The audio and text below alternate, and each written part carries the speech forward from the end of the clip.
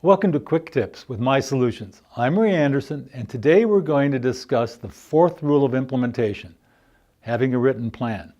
Why is a written implementation plan so important, you ask?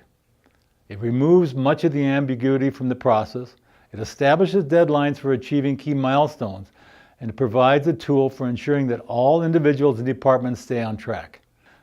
A written plan serves as both a guidepost and a guiding force behind the implementation. An effective implementation plan can typically be entered on a spreadsheet in just a couple of pages.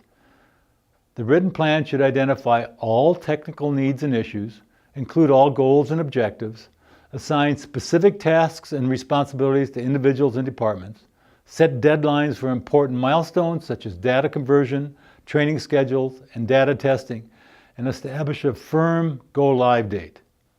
A good implementation plan also has realistic goals and considers the various workloads of departments and employees when setting up the implementation timeline.